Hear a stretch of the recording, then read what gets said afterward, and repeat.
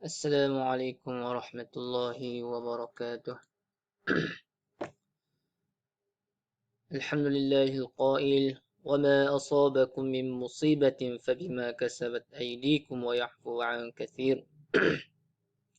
أشهد أن لا إله إلا الله وحده لا شريك له، وأشهد أن محمدا عبده ورسوله. اللهم صل على سيدنا محمد وعلى آله وصحبه وبارك وسلم. أما بعد، فيا عباد الله، اتقوا الله، أوصيكم وإياي بتقوى الله، فقد فاز من اتقى. وقال الله تعالى: أعوذ بالله من الشيطان الرجيم: يا أيها الذين آمنوا اتقوا الله حق تقاته ولا تموتن إلا وأنتم مسلمون. Ikhwanul Muslimin, marilah kita tingkatkan ketakwaan kepada Allah Subhanahu wa taala dengan melaksanakan perintah-perintahnya dan menjauhi segala larangannya. Mudah-mudahan kita sentiasa sedar betapa besar dan luasnya nikmat kurniaan Allah kepada diri kita, pasangan kita, anak-anak dan ahli keluarga serta anggota masyarakat. Ikhwanul Muslimin, hari ini hampir setiap orang daripada kita mempunyai telefon peribadi, termasuklah anak-anak yang masih bersekolah. Lebih tepat lagi, sebahagian masyarakat kita sangat aktif dengan penggunaan internet dan media sosial sebagai satu kemudahan dan keperluan masa kini. Teknologi berkembang dengan sangat pantas sehingga kadang-kadang kelihatan seolah-olah semua urusan harian ingin diuruskan secara online. Peralatan teknologi moden atau gadget boleh diibarat sebilah pisau yang tajam. Jika digunakan dengan betul, maka bermanfaatlah. Begitulah sebaliknya. Ikhwanul Muslimin, cuba kita perhatikan perubahan sikap dalam hubungan keluarga akibat aplikasi gadget. Ada kajian menyatakan sekitar 2/3 ibu bapa menghiburkan anak-anak mereka dengan gadget. Anak-anak tidak akan bising atau mengganggu lagi ibu bapa apabila dihidangkan telefon pintar atau apa-apa bentuk gadget. Kadang-kadang kita mungkin terlupa mengenai bahaya penggunaan gadget tanpa kawalan kepada institusi keluarga. Iaitu yang pertama, alat penyebaran bahan lucah. Telefon bimbit banyak disalahgunakan sebagai alat penyebaran bahan lucah, terutamanya dalam kalangan remaja kita. Kemampuan telefon bimbit untuk menghantar SMS, MMS, merakan, membuat turun gambar dan video lucah secara tidak terkawal amat merisaukan banyak pihak. Dibimbangi jika mereka menjadi ketagih, ia mendatangkan impak buruk seperti kes rogol, berzina dan mengandung anak luar nikah. Begitu juga dengan kanak-kanak. Ibu bapa seharusnya memantau penggunaan gadget ini kerana ia mudah mendedahkan mereka kepada pengaruh negatif.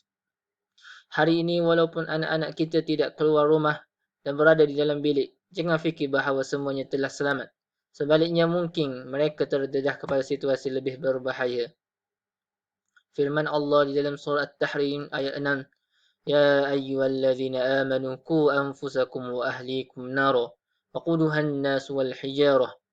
Artinya, wahai orang-orang yang beriman, peliharalah diri kamu dan keluarga kamu dari neraka yang bahan-bahan bakarannya manusia dan batu berhala. Yang kedua, hubungan keluarga semakin renggang. Jika diperhatikan, kebanyakan masyarakat kita seolah-olah tidak lagi pandai berkomunikasi dengan ahli keluarga masing-masing. Mereka lebih gemar mencapai telefon bimbit untuk memeriksa atau membalas mesej, bermain game atau membuat panggilan. Contohnya apabila sebuah keluarga keluar makan bersama-sama, setiap orang sibuk dengan telefon bimbit masing-masing tanpa berbual-bual antara satu sama lain. Lebih buruk lagi sekiranya seorang suami atau seorang isteri tersenyum mesra berbalas mesej dengan orang lain sedangkan pasangannya ada di depan mata. Hal sebegini menjadikan hubungan kekeluargaan semakin renggang. Anak-anak pula berkemungkinan besar akan menjadi individu yang pasif apabila mereka membesar. Yang ketiga, pembaziran masa dan wang ringgit. Sedar tidak sedar, gadget hari ini mempunyai banyak kelebihan fungsi yang banyak melalaikan anak-anak yang masih belajar. Masa mereka akan banyak dihabiskan dengan bermain game, melayari internet terutamanya Facebook dan Twitter, membuat turun lagu-lagu kegemaran video, memaskini gambar, profil, chatting dan lain-lain. Masa terluang yang sepatutnya diisi dengan aktiviti beriadah, belajar atau bersama keluarga akhirnya dihabiskan begitu sahaja. Prestasi pelajaran pula semakin merosot akibat kurang fokus. Begitu juga kos pembelian kad prabayar tanpa disiplin diri dan akhirnya mengakibatkan pembaziran wang ringgit. Yang keempat, menjejaskan kesihatan. Ramai dalam kalangan kita yang mungkin tidak mengambil berat terhadap kesan sampingan penggunaan gadget atau telefon bimbit secara berleluasa. Kesan penggunaan telefon bimbit terhadap kesihatan manusia, misalnya mata kita terpaksa bekerja kuat dan menjadi cepat letih kerana fokus yang terlampau lama pada skrin yang kecil. Bahu dan tengkuk juga akan terasa sakit akibat lama menunduk menghadap telefon bimbit. Jari juga boleh sakit sekiranya terlampau lama membalas mesej dan di telefon pintar.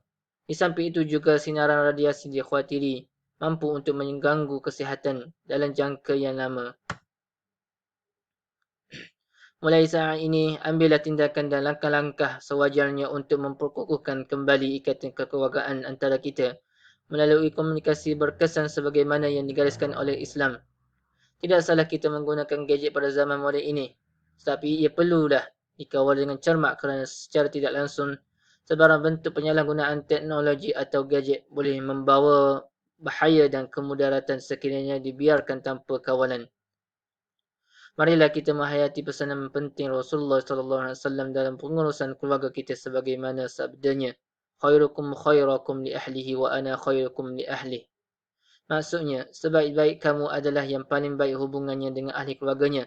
Dan aku adalah yang paling baik di antara kamu kepada keluargaku. Hadis riwayat Al-Tirmizi.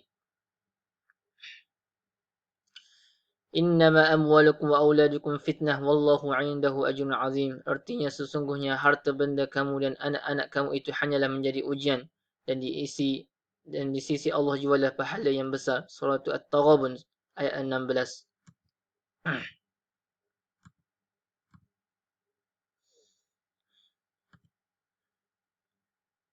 بارك الله لي ولكم في القرآن العظيم ونفعني وإياكم بما فيه من الآية والذكر الحكيم وتقبل مني ومنكم تلاوته إنه هو السميع العليم.